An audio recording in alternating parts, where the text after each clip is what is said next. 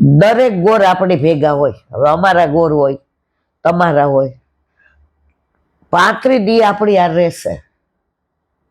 આપણે કાંઈ મથુરાથી મંગાવવું હોય, કાંઈ ખલાસ થઈ ગયું હોય, દવા રહી ગઈ હોય, આપણને કોઈને કાંઈ તકલીફ હોય, હાલા મેં કરી દોતા હામાં એ લોકો કોઈ દી મોઢું ન બગાડે. અને છતાંય આપણે 5 પૈસા દેવાના આવે ને ત્યારે આપણું મોઢું બગડી જાય. આજે 35 દિવસ કોઈ તમારી ભેગું રહીએ ને મારવાલા, તમે હું બે સમજીએ કેટલું દેવું પડે. આ તો એક એક વલ્લભે પ્રગટ કરેલી લીલા સળી વ્રજની આપણે વ્રજ ભાષામાં જે સમજાવે આપણી નજર સમક્ષ વ્રજ ખડું કરી દે. અમારા ગોળ જરા તોતળા છે, છતાંય મને એ જ ગમે. અડધું સમજી જાય ને અડધું એ સમજાવે. મને ઘણા એમ કે ઈલાબેન અડધું, મેં ઠાકોરજી નાના હતા તો થોડું જ બોલતા હતા.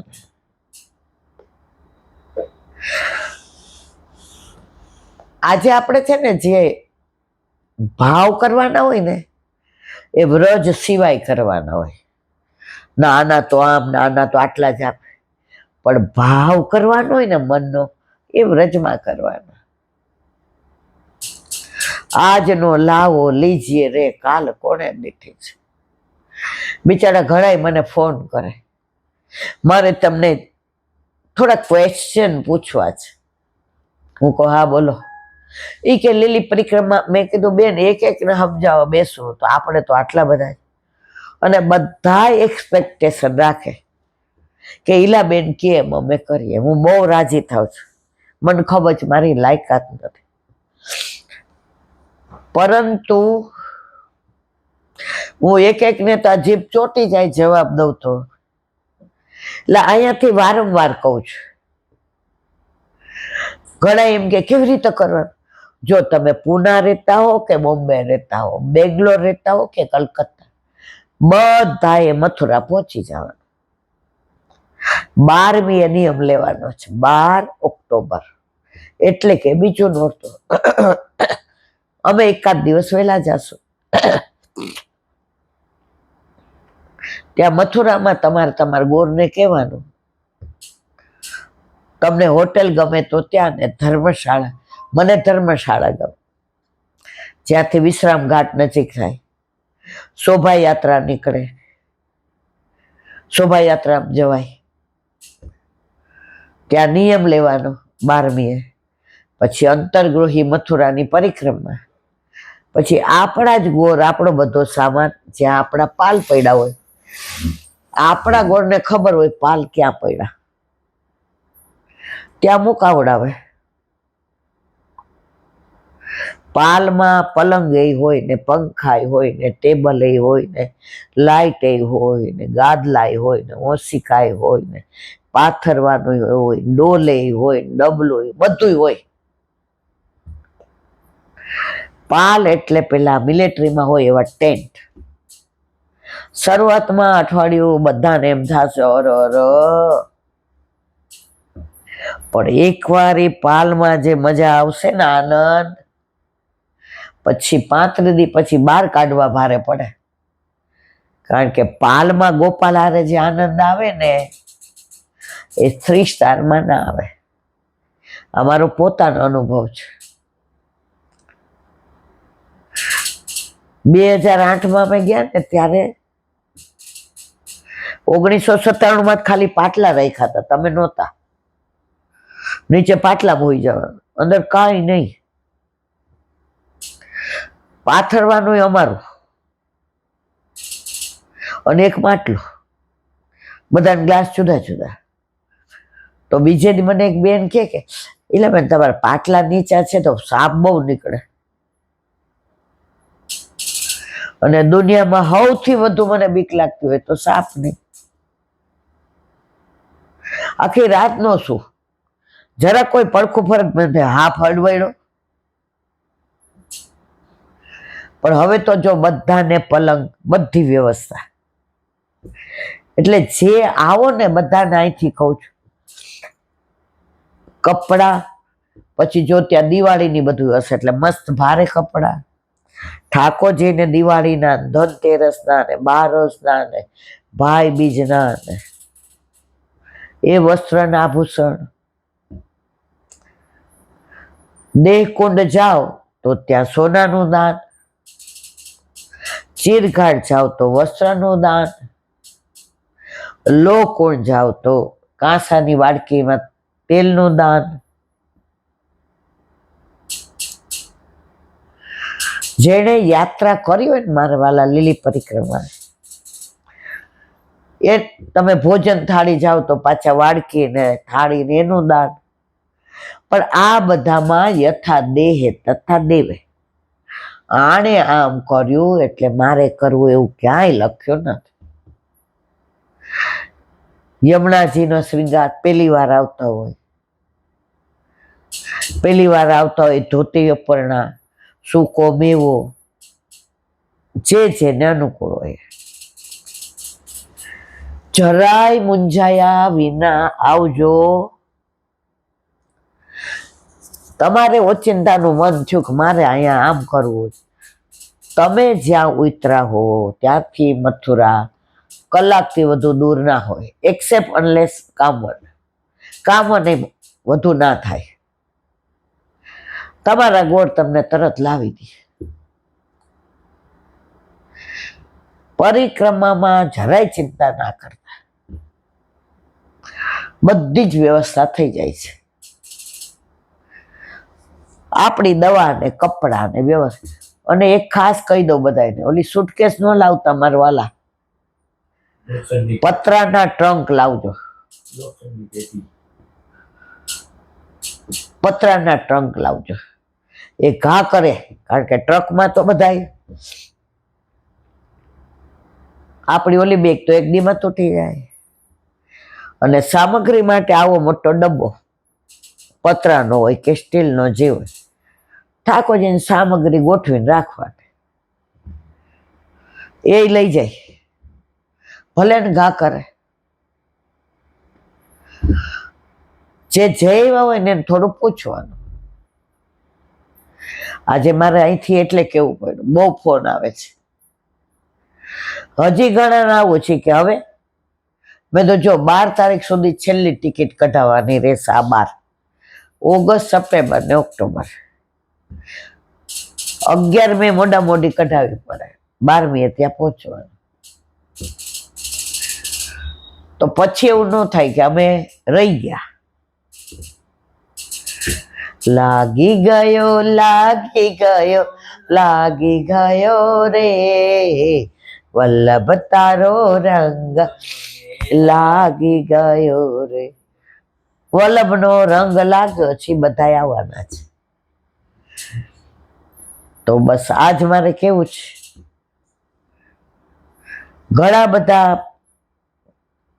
10% પુષ્ટ કરાવેલા નહોતા જે આટલા ગયા એમાં.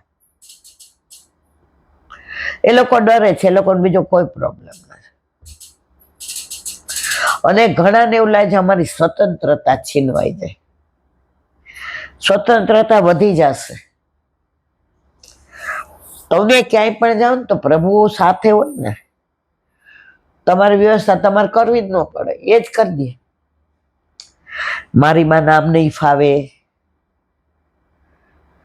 મારી માં એસી વિના નહીં રહી શકે, આ ચિંતા ઠાકોરજી સિવાય કોઈ ના કરે. આ ઓલા જેવું છે, એક ગુરુ શિષ્ય જતા હતા. શિષ્યને 500 વાર કહ્યું હતું કે તું ચાલે ને તો કાદવમાં પગ મૂકીને ના ચાલ, રસ્તો વળોટી જ ચાલે. ઓલો ક્યાં પાછો ભૂલ કરે,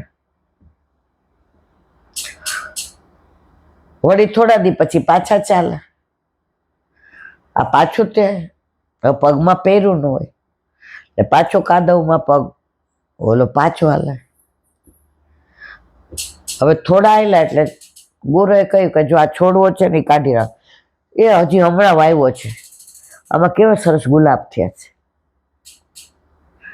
આ નો કઢાય, કાઢી નાખ, મારી આજ્ઞા છે, કાઢી નાખ.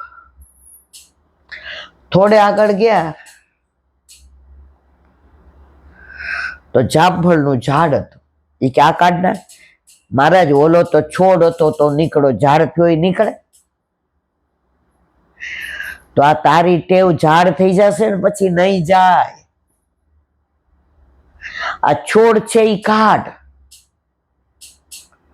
એમ ઠાકોરજી પુષ્ટ કરાવવાની રાહ જોશો ને કે ઝાડ થાય એ પછી કરશું, પછી આ ગુરુ શિષ્ય જેવું થશે. છોડ હોય ને એવા અત્યારે અમે 70-75 વર્ષે પણ પ્રભુને અમે કઈ સુખ નથી આપી શકતા, પણ અમારે ભેગા હોય ને તો એ બહુ રાજી રહે છે. સવારે દવામાં દૂધ લેવાનું હોય, પ્રભુ હોય એટલે કલેવું દૂધ અમારા માટે એને રાખ્યું જ હોય. ફ્રૂટ લેવાનું હોય તો એક શૃંગારમાં ધરાવો એટલે અમારે ફ્રૂટ લેવું. પ્રભુને ગરમ જ ધરાવવાનું એટલે અમને ગરમ જ મળે. હવે અમારું ધ્યાન ઠાકોરજી રાખે છે, ઠાકોરજીનું અમે રાખીએ છીએ. તમે સાયન્ટિફિકલી કે ફિઝિકલી ગમે એ રીતે વિચારો ને, પ્રભુ આપણું ધ્યાન રાખે, આપણે પ્રભુનું. તો જે 10% આવ્યા તેમાંથી 9 જણા મને પ્રોમિસ કરીને ગયા કિલાંડી અઠવાડિયામાં ફોન. જુઓ, ઘણા મને ગાળો દે, મને કાંઈ વાંધો નથી, ભલે ગાળો દે,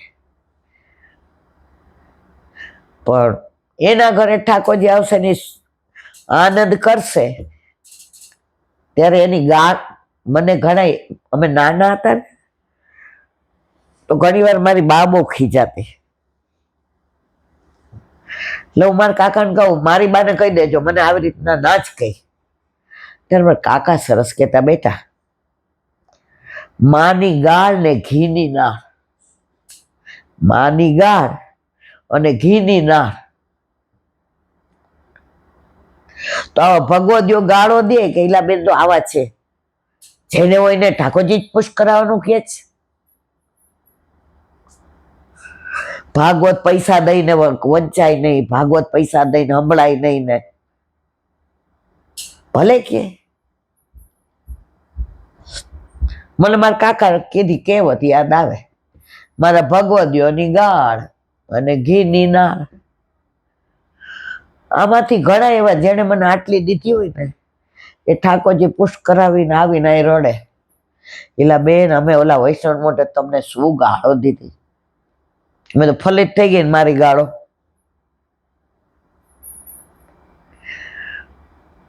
તમે બધા મને ગાળો દો, તમારા ઘરે પ્રભુ પધારે તો મારા પ્રભુ ઘીની નાળ કરી દે ને.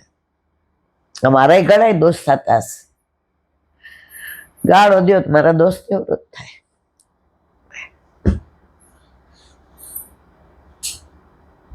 પુષ્ટિ માર્ગ ખરેખર અગાધ છે. કાલે બહુ તાવ આવ્યો એટલે બધા એના ચિંતા થઈ ગઈ કે થોડી ઘરમાં. આપણને ખબર હતી. મારા વાલા મારી કાલી ગેલી ભાષા બહુ ગમે છે એટલે કાલ તો મને આ બેહાડવાનો જ છે. તમે આગા પાછા થઈ ગયા હતા. આરાધ્ય સગુને આવીને વાલ કરી ગયા, બા અહીંયા હો કોને હતી બોલવાની. કાલની પરિસ્થિતિ જોઈ માને જ નહીં કે આજે હું અહીંયા બેસી શકું. આ કોનું સામર્થ્ય મારા વલ્લભનું. તો ઘણું બધું કહેવું છે, પણ હવે ઓલું ખાઈએ નહીં ને એટલે શ્વાસ ચડ્યો છે. એટલે હવે બોલો વલ્લભાધીશ, વલ્લભાધીશ. ભાગવત ભગવાન કી પૂજ્ય જીજીના યુગલ ચરણારવિંદમાં દંડવત પ્રણામ. રીંગણ લીલા અને માખણ ચોરી લીલા. મોહનજીએ વિચાર કર્યો કે આ તો ઓળખીતી ગોપી હતી, હવે કોઈ અજાણીના ઘરે જાઓ. એક વ્રજવાસીના દીકરાએ આવીને કહ્યું, કનૈયા હમણાં જ મારે ઘેર નવી નવી ભાભી આવી છે, તે બહુ જબરી છે. એની માં એને ઘી દૂધ ખવડાવીને બહુ તગડી બનાવી છે. લાલા જ્યારે જોઈએ ત્યારે તે એકલી એકલી છાની મની ખાધા કરે અને મને વાસી ખાવાનું આપે. લાલાજીએ કહ્યું, દોસ્ત ચિંતા ના કરીશ, તારી નવી નવેલી ભાભીને તો હું ન બનાવું તો મારું નામ શ્યામ સુંદર નહીં. આ વ્રજમાં મારા સિવાય બીજો કોઈનો હુકમ ચાલશે નહીં. ગોવિંદજી 10-15 સખાઓનું ટોળું લઈ પેલી નવી નવેલીના ઘરે ગયા. પેલી ઊભી ઊભી ટગ ટગ જોયા કરે. આ કોણ આવ્યું છે? તેણે પૂછ્યું, તમે કોણ છો? કેમ આવ્યા છો? શ્યામજી હસીને કહ્યું, મને ઓળખો નહીં? નખથી માથા સુધી મને બરાબર જોઈ લે. પેલી દર્શન કરવા લાગે. તેનું આખું મન જ ખોવાઈ ગયું. એકવાર પ્રભુ પર દ્રષ્ટિ પડી પછી તમે કોઈ કામના ન રહ્યો. ઠાકોરજી એક બેન મને જ કહેતી હતી, 22 વર્ષની દીકરી, એનું નામ નેત્રા. આપણે લોકો ફેબ્રુઆરીમાં ગયા હતા વ્રજમાં. એક કયું ગામડું, બેંગ્લોરની બાજુમાં એક ગામ, તિરુવેરુપલ્લમ કેવું હતું. તો ઠાકોરજી પુશ કરાવ્યા છે. હવે એને હિન્દી ઓછું આવડે, ઇંગ્લિશ ઓછું આવડે, આમ જ બોલે.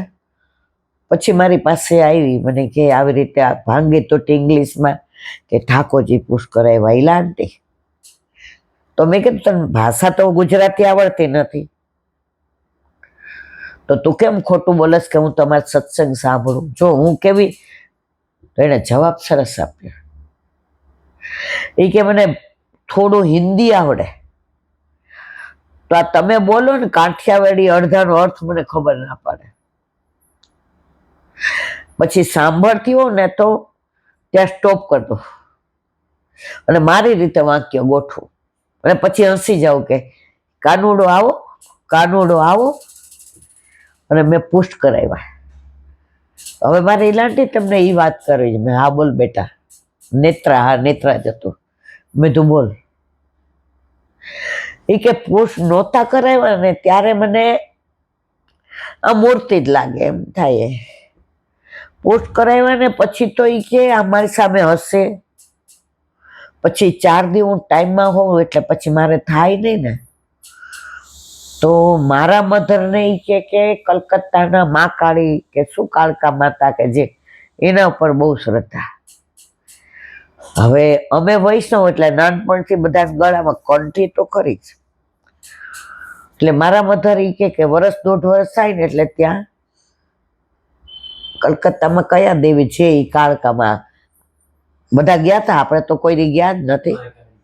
મહાકાલી, આ જે હોય. હવે મને સેવા કરવા દેવી ન ગમે, કારણ કે એને એટેચમેન્ટ એનું હતું. એટલે પછી હું ટાઈમમાં થઈ એટલે મારા મમ્મીને કીધું સારું હું કરીશ.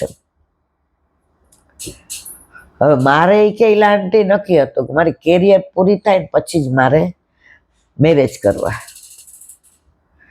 હવે મારા મમ્મી 1-2 વાર સેવા પહોંચી, હું ટાઈમમાં હતો. પછી એને એ કે ત્યાં કાળકામાં જવાનું છું, મા કાલી કે જ્યાં મારે મહિનો પૂરો થાય. હવે મેં મનમાં વિચાર કર્યો કે 10 દિવસ આવે ત્યાં સુધી ગોળી લઈશ. હવે ડૉક્ટરનું કહેવું એમ કે તું કુંવારી છો ને આટલી બધી ગોળીઓ લેવાય નહીં, હેલ્થ માટે નહીં સારી એમ. મારા મધર તો એ કે મક્કમ કે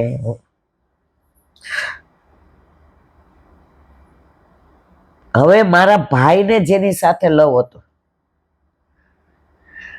એ લોકો અબજોપતિ અને અમે કરોડોપતિ, પણ ખાધે પીધે સુખી. અને અમારા ઘરે ગાડી, બંગલો બધું. પણ આ લોકો એટલે એ લોકો તૈયાર નહોતા.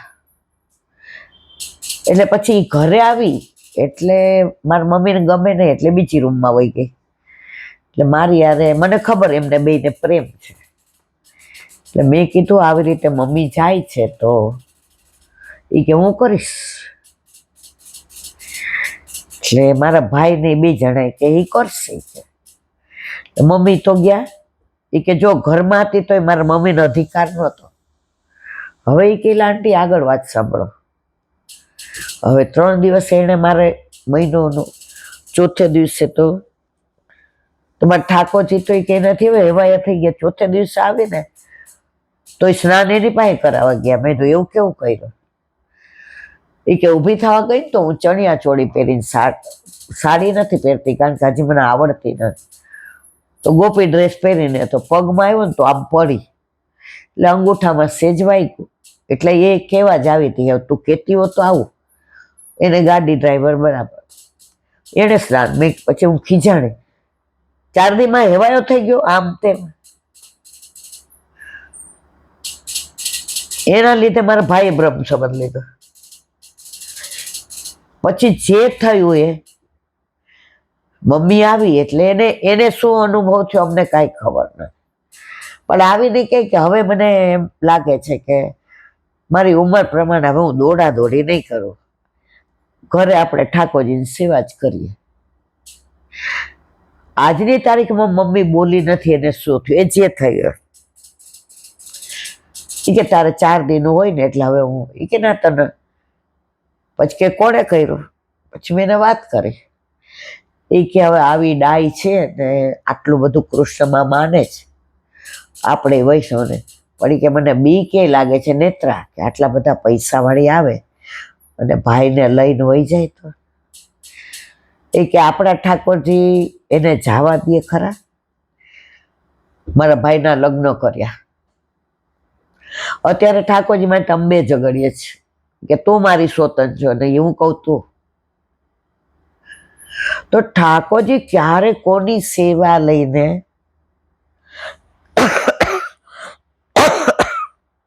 કઈ લીલા કરે છે ખબર નથી પડતી. તો મેં તો તાર લગ્ન નહીં કરવાના? એ કે મારે કોઈને ખબર નથી, તમને કહી દઉં.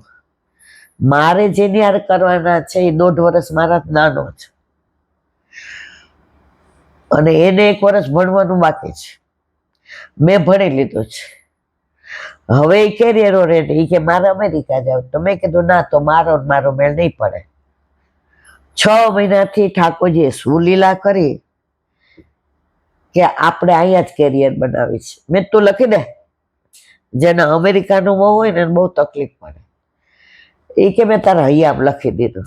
એટલે મારા ઠાકોરજીની લીલામાં તમને કેવી હતી અને મને ખબર પડી કે તમે અહીંયા આવ્યા છે, નહીં તો હું અમદાવાદ મળવા આવવાની હતી.